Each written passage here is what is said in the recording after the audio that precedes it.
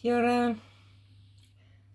Who of you have been getting up to date with the third day in Barry Morphew's prelim trial? I haven't managed to see very much of what's gone on yet, but there are some interesting things. But I'm not. I don't have enough information to make a video. I'm just saying hello, wondering what you guys know and think. And anyway, this will probably upload tomorrow at such time as day 4 has already happened. Yeah, there's some interesting things, you know. There's things I can think of, like, you know, they did go for a hike. Everyone's made such a joke about that. Oh, you know, he's got to go hiking with the wife, as if, I mean, that never happened, sort of thing. And, you know, and he did go hiking. So Barry and Suzanne went to Foose's Creek. But, you know, there's some really interesting information. And I hope it's being reported correctly, because, you know, when someone says they went left, it's very easy to misspeak when you think, well, duh, I mean out of Salida, because I went to Broomfield a particular way. I didn't go right and go through Colorado Springs. But I think it's written as, when you got to Highway 50, where did you go? And he says he goes left. And of course, you know, Monarch Pass. It was probably still May when I was making videos about Monarch Pass. So that's very curious. And there's some really disturbing things, you know, obviously little ties into Christopher Watts' case. Well, not little ties, big ties, is that we've known that Kobach's been part of the team, and he was interviewing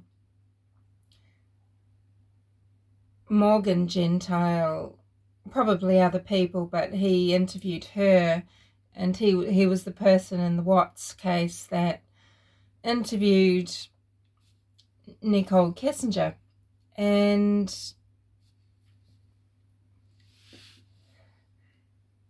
there was apparently some confusion with his testimony from the point of view of the defense. They were not getting it right and trying to get him to talk about things that he wasn't involved in, you know, the wrong interviews and that sort of thing. So that was interesting. But what was I going to say?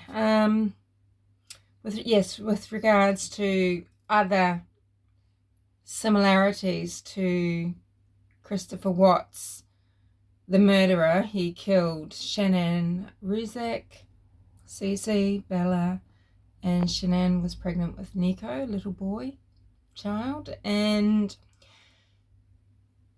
Chris, you know, had said he and Shanann had sex. And I, you know, this is a really funny thing. The steak and the sex comment by Barry. I don't know why. I feel like this isn't news to me. I feel like I knew this, or that he said this. It is so bizarre. Yeah. So my big questions, though, with the little that I know, because obviously I haven't listened to everything that was said in the trial. I'm going to go and lie down now and just put a few things on and just listen. The interest, you know, it sounds like what's possible, if this isn't premeditated, or even if it was and he was spurred on by something.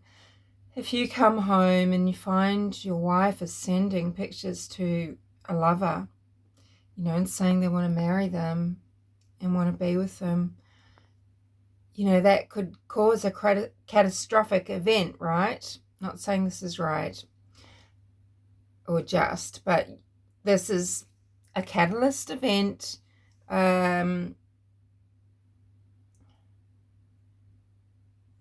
did this happen then? Was Suzanne still alive for a number of hours because she was shot with a sleeping dart, you know? But the query is, okay, what I want answered, not that I can demand these things, but what I would want to know before making a final decision about moving forward in a specific way is, who was that call out made to, and was it answered, you know, and who was it, and was it Suzanne, you know? Was a call made out from her phone? Was this just not answered? But I think we need to know who it was from and who the call incoming to her phone was from, because these are well after 2:47 p.m. in the afternoon, okay? There's a lot of events that do need explaining, but there is a Larry Milletti flavor to this as well, because I can't say what happened there, but yeah, my money is on Larry Milletti is a disgusting murderer, and that he has shot through the door and killed Maya in the bedroom or bathroom of that home.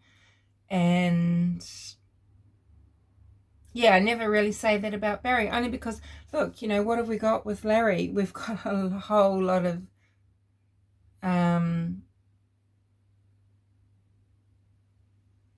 I just think it's a little bit different. I'm not saying that they aren't different. I'm not saying that they are different in the sense that one is innocent and one is guilty.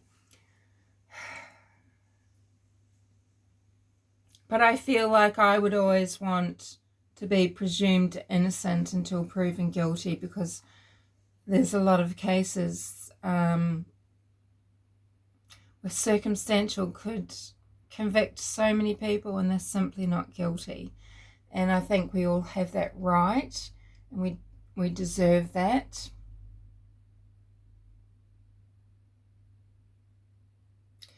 It's a funny world, because in a way it's easier to get away with crime and more difficult to get away with crime, if you understand what I mean. Knowledge versus technology and skill, and how things can be used on either side. And then the bigger question is, again, you know, if Suzanne was murdered by Suzanne, you know, besides when, 2:47 or whatever, or later in the day, premeditated or rage. I've queried that before in videos probably a year ago now too. So yeah, obviously I've got nothing to say. I have no one in IRL. Well, you are my IRL. Okay, humanimals, you know, you're my IRL and to a certain degree, okay. But you know, I don't have anyone to sit here and natter to about it. So sorry, I'm shaking. I just picked it up. Sorry, I should have put it down there. Sorry, I thought I was going to be 30 seconds. So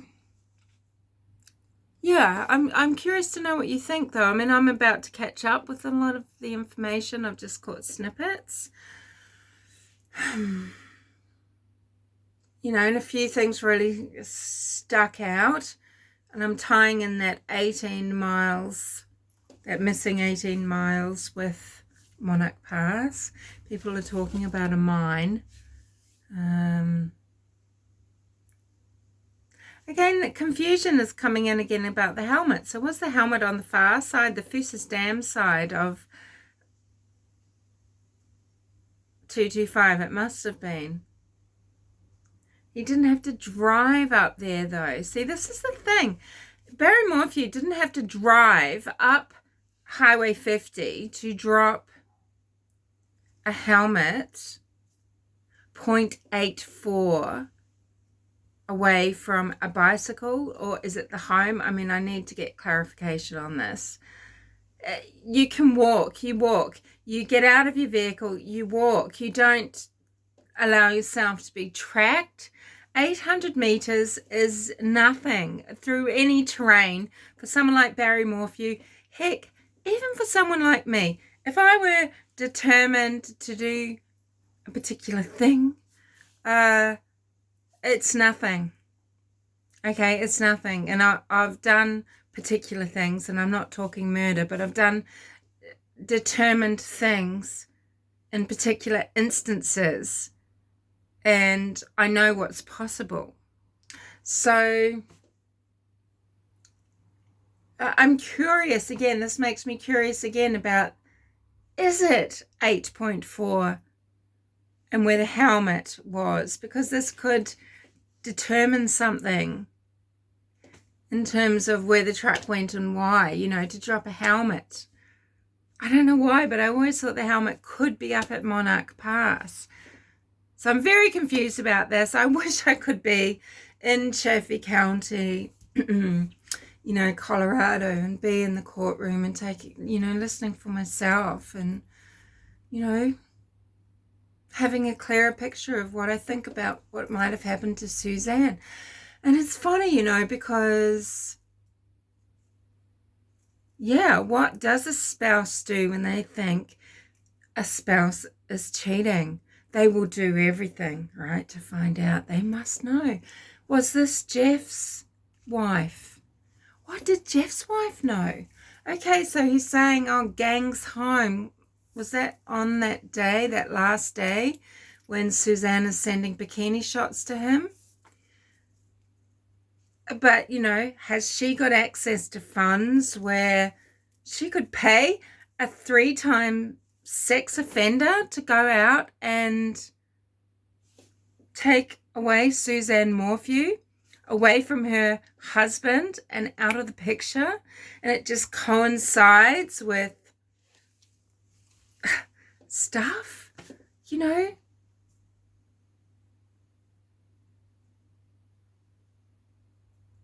You just, okay, I'm not an irrational person, and I'm not trying to just be, I'm not a devil's advocate because I'm a Barry advocate.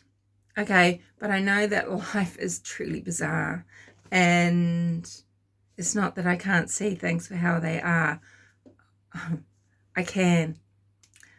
You know I can, because, or rather, you know, when I feel something and I'm not shy in saying it. So there's a reason for me to be reserved sometimes. And it's because my little head goes tick, tick, tick. There's just too many variables sometimes. It's not that I can't see the obvious. You know, I'm not I'm not retarded in that regard. But I know how some things look. I mean, if people, you know, there are things, wow. I mean, can you imagine what people would think if they saw my browsing history, right? And other true crime aficionados, we could say, you know, you'd feel the same, right?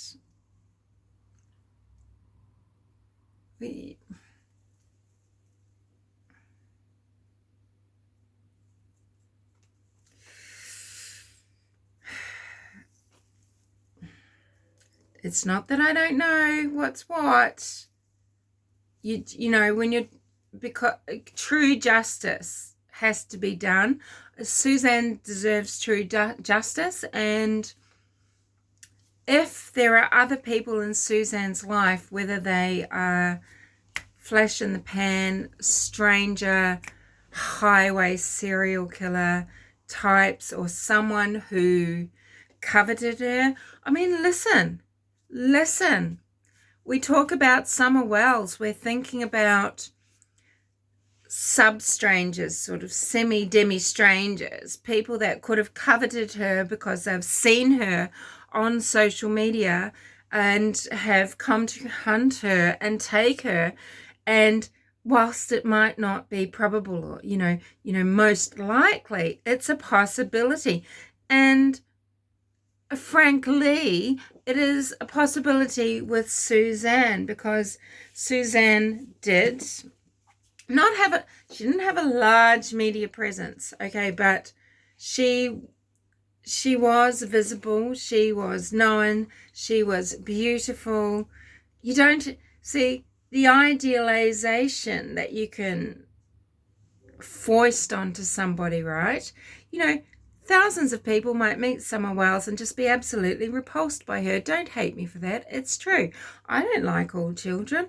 In fact, mostly I only like children that are related to me, unless they are particularly cool or charming or bizarre, weird. Other than that, I'm not interested. And most people might be like that, really, if you thought about it, or we're honest about it. Oh my gosh, shush. And the same with Suzanne Morphew.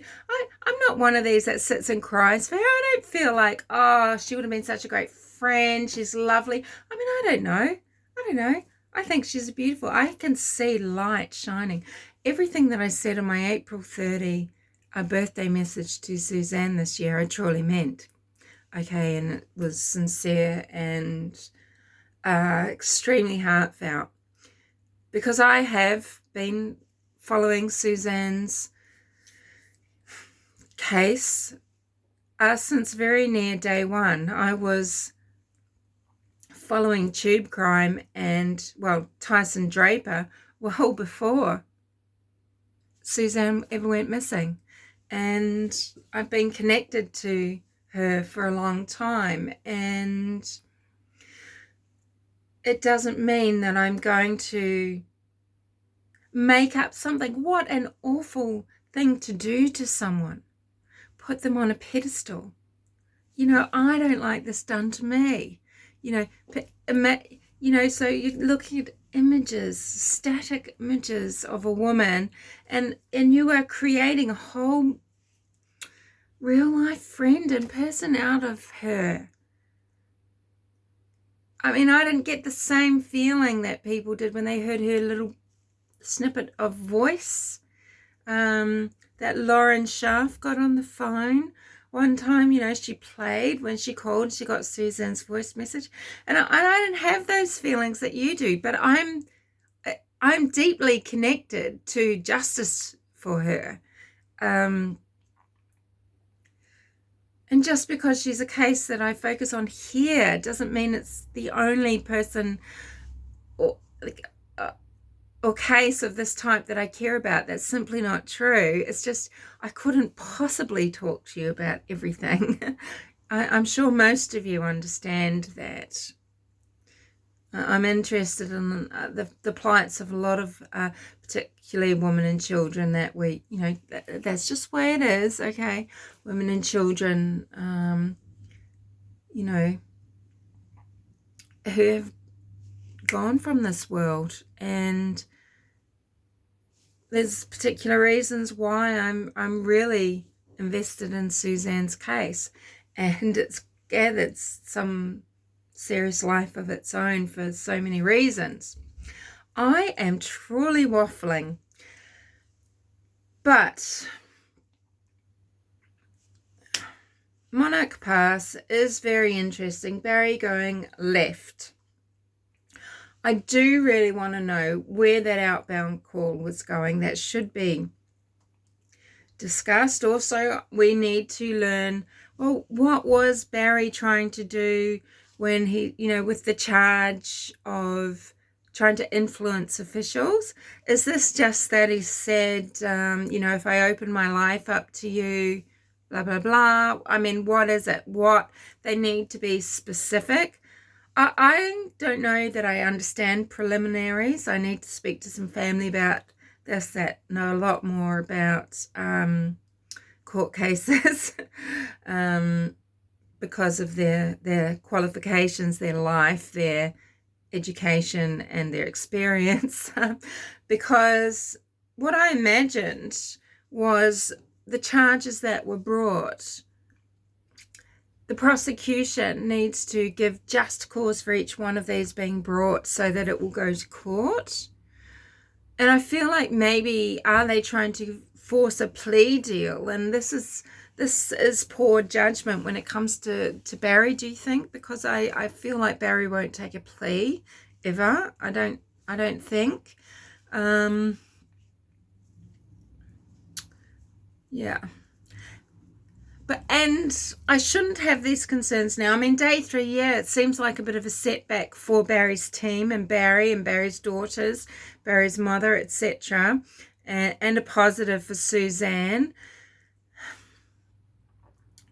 But, you know, I can't, I've got this niggle about the size of this affidavit, and I feel like if there was punchy evidence, this would have been a 3-page affidavit explaining those 3 charges. So, yeah, you know, I know the full trial, the real trial, that's where things have to be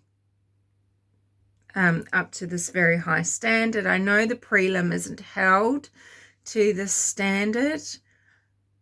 Perhaps the prosecution, Linda Stanley's team and Linda Stanley and well, mainly all the work that was done before Linda Stanley took office.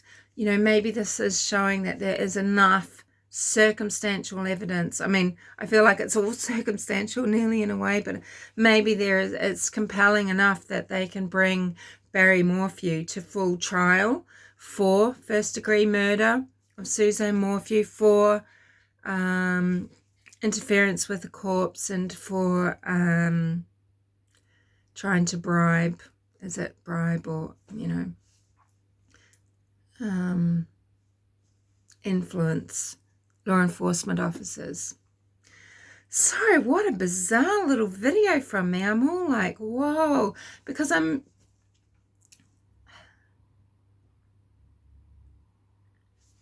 yeah. This is not the most bizarre case, actually. It's really not. And if I put on a certain hat, I could do what I did with the Ramsey case. I would just lay it out like that. It is a different scenario, though. Clearly, you know, JonBenet Ramsey was murdered in 1996.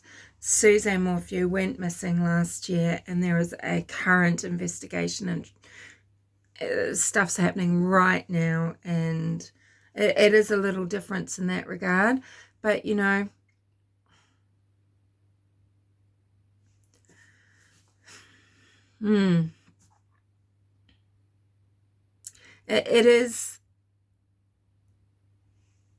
it's interesting in the sense that you can even say, with trash being disposed of all over Broomfield, well, it was convenient for Barry to do it because, you know, he doesn't pay for someone to come out to Puma Path. Maybe that would take private collections of, you know, refuse, private collections for recycling.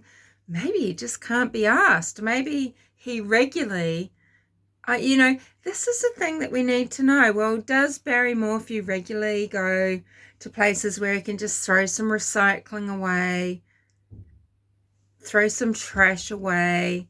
Does he do this every week? You know, this is what I feel we need to know. There's my possums. I might go and give them a banana. So, yeah, I'll shut up. I'm not really saying anything. I'm very flighty. I'm aware of that. No one will listen to this. This probably won't be uploaded for another 12 hours anyway.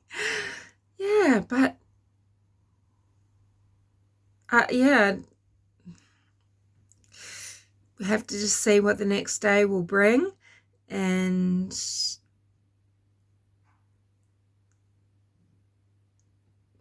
you know, I think we have to have in our thoughts, prayers if you like, both everybody who must be on absolute tenterhooks now for opposing, you know, just for reasons that are just so opposite but just as emotional and just as desperate.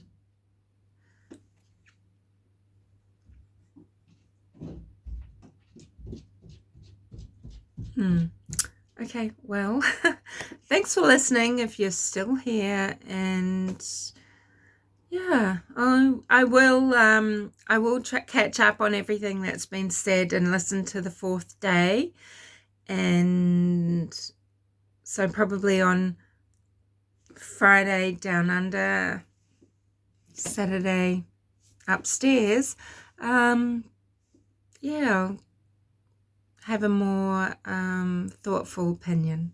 Okay, I'll speak to you later. Bye.